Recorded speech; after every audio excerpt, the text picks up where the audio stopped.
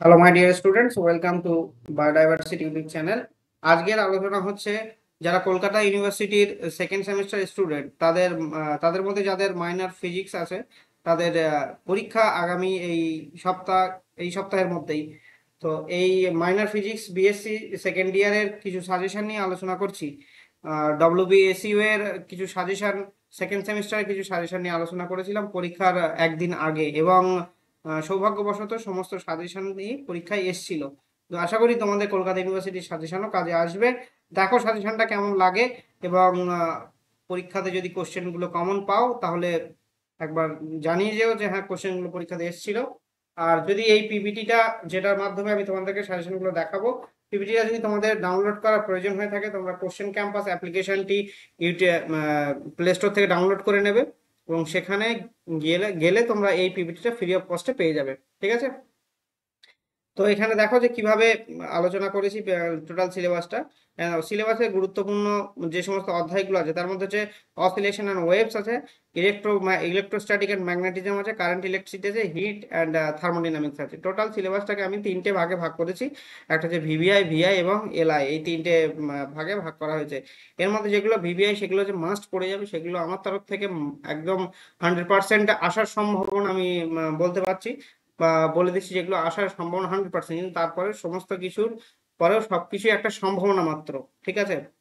এখানে দেখো যে কম্পন এবং তরঙ্গ থেকে কি কি লিখেছি এখানে: সরল দোলগতির যে সমীকরণ ও শক্তির ধারণা, অবমন্দিত ও পরবশ কম্পন, অনুনাদ শর্ত, এবং অগ্রগামী তরঙ্গের সমীকরণ এবং স্থির তরঙ্গের গঠন, এই জিনিসগুলো দেখে যাবে কম্পন ও তরঙ্গ থেকে।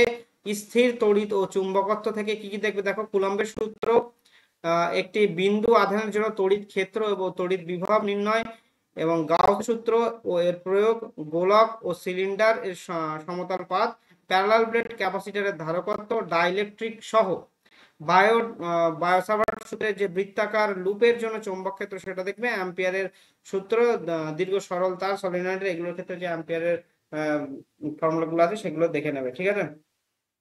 এবার তড়িৎ প্রবাহ দেখো, ওহমের সূত্র, কিরশফস ল এর যে সমস্ত সূত্রাবলীগুলো আছে এদের যে প্রয়োগ আছে, হুইটস্টোন ব্রিজের উপরে পোটেনশিও মিটারের যে প্রিন্সিপাল এবং এর অ্যাপ্লিকেশন, এবং ইএমএফ এর যে শক্তির তুলনা এবং অভ্যন্তরীণ রোধ, মিটার ব্রিজ, এগুলো দেখবে।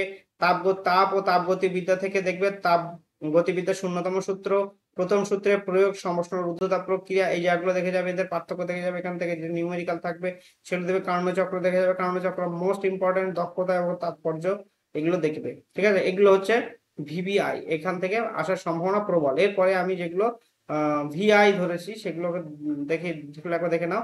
কম্পন তরঙ্গ এখানে হচ্ছে এসএইচএম এর অবকল যে সমীকরণ, প্রতিপাদন, এবং স্থির তরঙ্গের শক্তির বন্টন, এটা দেখে যাবে। স্থির তড়িৎ চুম্বকত্বের মধ্যে যে ডাইপোল, তার মধ্যে যে অ্যাক্সিসের উপরে যে ডাইপোল মোমেন্ট থাকে, তার জন্য যে ডাইপোল থাকে, সেই ডাইপোলের জন্য যে ইলেকট্রিক ফিল্ড এবং পোটেনশিয়াল নির্ণয় করতে হয়, এবং যে তার বিষুব লম্ব সমাধিখণ্ডক, যে লম্ব সমাধিখণ্ডকের উপরে কোনো বিন্দুতে যে বিভব এবং ক্ষেত্র নির্ণয়, শ্রেণী সমান্তরাল সমবায়ে যে ধারক থাকে তার যে ফর্মুলাগুলো থাকে, সেই ফর্মুলাগুলো যে নিউমেরিক্যাল আছে সেই সেট গুলো দেখে যাবে। আহ, চলমান আধানের উপর চৌম্বক ক্ষেত্র বা লরেন্স বল, এই লরেন্স বল থেকে যে সমস্ত কনসেপ্ট গুলো আছে, ডিরেকশন নির্ণয় করার উপরে কিছু অঙ্ক থাকে, সেগুলো দেখে নেবে। তড়িৎ প্রবাহ, চলকুণ্ডলী, গ্যালভানোমিটার তত্ত্ব, ভোল্ট, এর মধ্যে যে থিওরি গুলো আছে, ভোল্টমিটার, অ্যামমিটারের রূপান্তর, এগুলো দেখবে। জুলের তাপীয় ক্রিয়া সূত্র, এগুলো দেখে যাবে। তাপ ও তাপগতীয় বিদ্যা, এখান থেকে তাপগতিবিদ্যার দ্বিতীয় সূত্রে ক্লসিয়াস এর যে বিবৃতি আছে সেটা দেখে যাবে।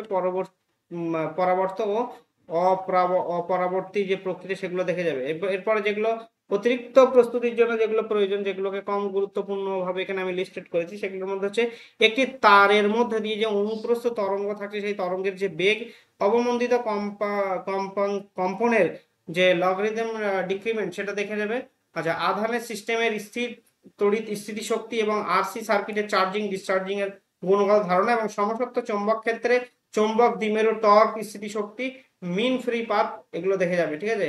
আর মনে রাখো যে এলআই টপিকগুলো তোমাদের পরীক্ষার প্রস্তুতিতে বোনাস পয়েন্ট দিতে পারে, কিন্তু ডিবিআই এবং বিআই টপিকগুলো কিন্তু তোমাদের পরীক্ষার মূল ভিত্তি। আচ্ছা, পুনরাবৃত্তি মূলক বিষয়সমূহ বা সিইউ এর পছন্দের যে টপিক, সেগুলো নিয়ে আলোচনা কিভাবে কেন করছি সেটা দেখো। এখানে এই মূলত সাজেশন গুলো কিভাবে বানানো হয়, সাজেশন গুলো হচ্ছে যে এতদিন ধরে যা পরীক্ষা হচ্ছে তারপরে মোস্ট রিপিটেড যে টপিক গুলো সেগুলোকেই ভিভিআই বলছি আমি, যে জিনিসগুলো বারবার পরীক্ষাগুলোতে পরীক্ষায় বারবার রিপিট এসে যে জিনিসগুলো, SHM plus damp force oscillation কম্পনে, এই মৌলিক ধারণাগুলি যে কোনো পরীক্ষার জন্য অপরিহার্য। গাউসের সূত্রের প্রয়োগ তড়িৎ ক্ষেত্রে গণনায় গাউসের সূত্রের ব্যবহার বারবার আসে। ডাইলেকট্রিক সহ ক্যাপাসিটর ধারকত্বের এই বিশেষ কেসটি প্রায় প্রশ্নের অংশ হয়। বায়োসাভার সূত্র, অ্যাম্পিয়ারের সূত্র, চৌম্বক ক্ষেত্রের উৎস সম্পর্কিত এই দুটি সূত্র অত্যন্ত গুরুত্বপূর্ণ এবং হুইস্টন ব্রিজ পোটেনশিওমিটার তড়িৎ সার্কিট এর এই ব্যবহারিক প্রয়োগগুলি প্রতি বছর আসে। কার্নোচক্র দক্ষতা, তাপগতিবিদ্যার এই বিষয়টি তার গুরুত্বের কারণে বারবার পরীক্ষায় আসে। ঠিক আছে, এবারে আমি এই সাজেশন গুলো করলাম, এটা তুমি কেন সাজেশনটার উপরে ভরসা রাখবে তার একটা আমি এখানে রিজন দিয়ে দিয়েছি। এখানে যে সমস্ত পরীক্ষাগুলোতে এই কোশ্চেন গুলো রিপিট এসেছে সেই সম্পর্কে বলে দিয়েছি কি কি এখানে বারবার রিপিট এসছে।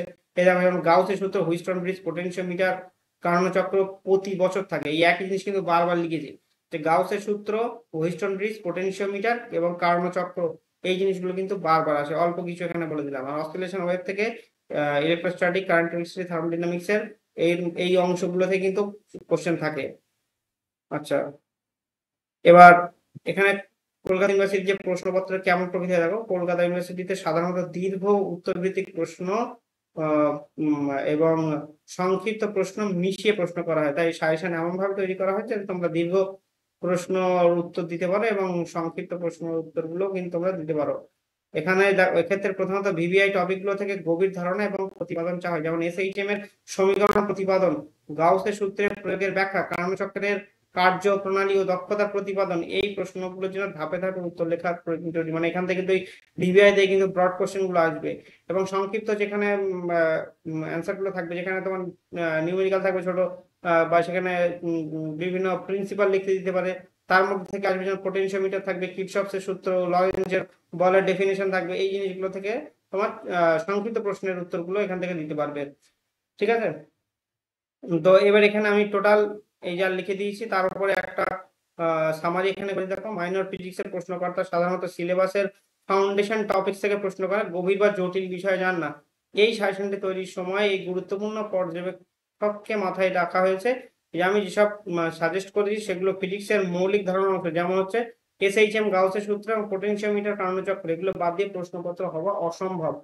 বুঝতে পারলে? তাহলে একই জিনিস কিন্তু বারবার বলা হচ্ছে যে সিম্পল হারমোনিক মোশন, গাউসের সূত্র, পোটেনশিওমিটার এবং কার্নোট সাইকেল, এই জিনিসগুলো কিন্তু বারবার বলা হয়েছে। চারটে মোট জিনিস, এই চারটে জিনিস দেখে যাও, মাস্ট দেখে যাও। এগুলো এতবার করে বলার মেন কারণ হচ্ছে এটাই যে এই তোমাদের কনফিডেন্স যাতে বাড়ে যে এই চারটে পোর্শন থেকে কোশ্চেন অবশ্যই আসবে, এবং এই চারটে পোর্শন থেকে আসবে যেটা সেটা হচ্ছে তোমাদের ব্রড কোশ্চেন আসবে মেনলি। তো এই ছিল ওভারঅল সাজেশন।